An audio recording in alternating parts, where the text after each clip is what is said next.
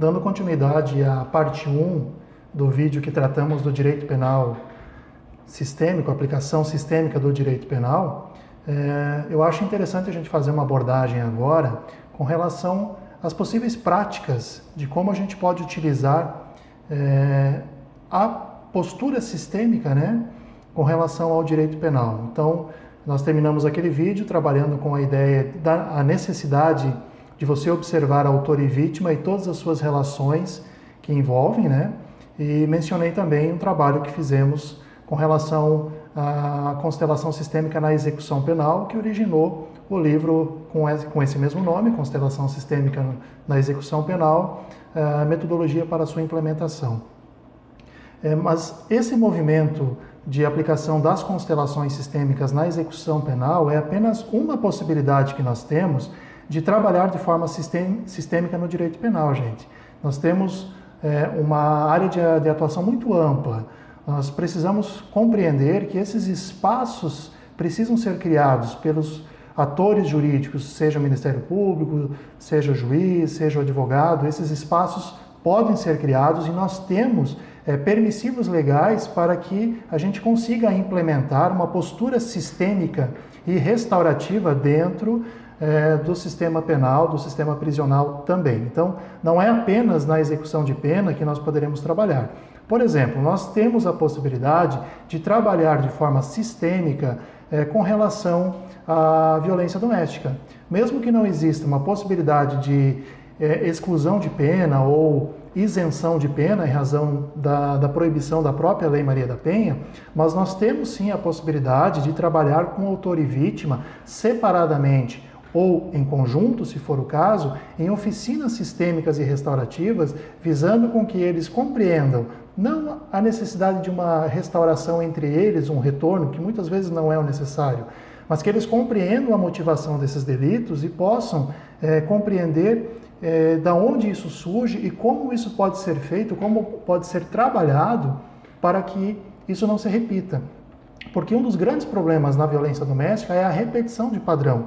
E quem trabalha com a postura sistêmica, quem tem uma visão sistêmica da violência e emprega isso na violência doméstica, percebe que há uma repetição de padrão.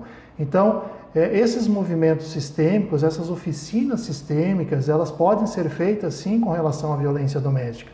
E nós temos não apenas as oficinas sistêmicas, mas nós temos também as práticas restaurativas, não entrando na questão da justiça restaurativa em si, que é uma outra questão que a gente vai trabalhar em outro vídeo, mas as práticas restaurativas.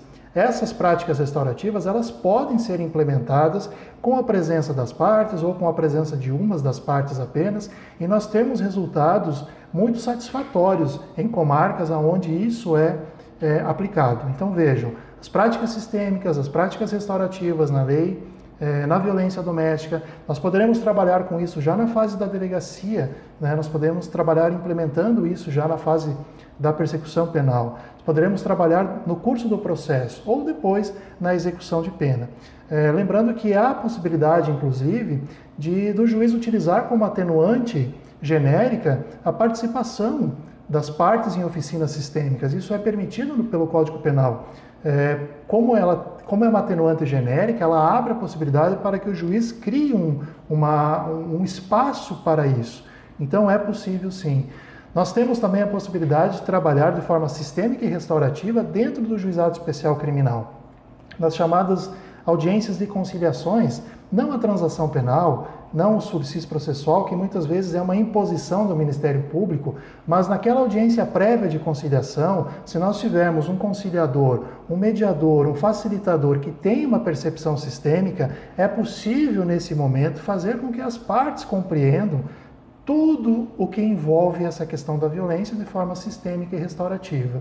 E também a transação penal, o sursis processual, é possível porque a legislação abre essa possibilidade do Ministério Público oferecer essas propostas e oferecer condições de aceitação que sejam condições que tenham um viés sistêmico e restaurativo. É importante essa postura sistêmica e restaurativa do Ministério Público. O que nós vemos muitas vezes são simples acordos em pagamentos de cestas básicas, de multas, sem o viés sistêmico.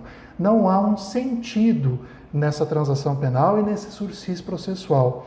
O acordo de não persecução penal, que agora está inserido no artigo 28A do Código de Processo Penal, por mais que tenham condições específicas, mas também abre a possibilidade do Ministério Público oferecer propostas restaurativas e sistêmicas. Mas isso depende muito do ator jurídico do Ministério Público. Ele precisa compreender que ele pode fazer esse movimento. Para isso, ele tem que conhecer a possibilidade sistêmica e restaurativa. Então vejam como é amplo isso. Depois, na execução de pena, nós poderemos utilizar as práticas restaurativas e sistêmicas, gente, como uma forma de reconhecimento da boa conduta para fins de progressão de regime, para fins de saída temporária, para fins de livramento condicional. O requisito subjetivo, que é o bom comportamento, pode ser também apreendido por parte do diretor do presídio através de práticas sistêmicas e restaurativas. Então nós temos, por mais que não exista uma legislação específica determinando isso, mas nós temos lacunas, nós não temos proibições na lei para que isso aconteça. Isso é muito importante, só que isso exige uma postura criativa do construtor do direito, tanto do juiz, do Ministério Público, como do advogado, que pode, inclusive, propor essas práticas. Então vejam como nós temos uma possibilidade bem grande de trabalhar de forma sistêmica e de forma restaurativa dentro do direito penal, dentro da execução penal, dentro de todo o sistema jurídico penal. Não falando especificamente de justiça restaurativa, mas de práticas restaurativas. Então, essas práticas sistêmicas e restaurativas, para quem compreende a diferença delas, sabe que elas podem ser integradas. E quando elas são integradas, elas alcançam sim uma finalidade que é muito bacana, que é aquilo que a gente está sempre buscando, que é a questão da não reincidência, a questão da prevenção de futuros delitos e, principalmente, a questão da cultura de paz. A cultura de paz é algo que precisa ser construído dentro de nós, construído dentro da sociedade, mas também construído dentro das instituições. E o judiciário é uma instituição que precisa compreender que a cultura de paz não se alcança por meio de sentenças, por meio de pedidos de condenações. Muitas vezes essas sentenças, esses pedidos de condenações, eles são necessários em razão da obrigatoriedade do processo penal e da atuação necessária e obrigatória do Ministério Público, da aplicação vinculada do magistrado ao texto legal. Mas eles têm que compreender que isso não é o suficiente. É preciso fazer mais.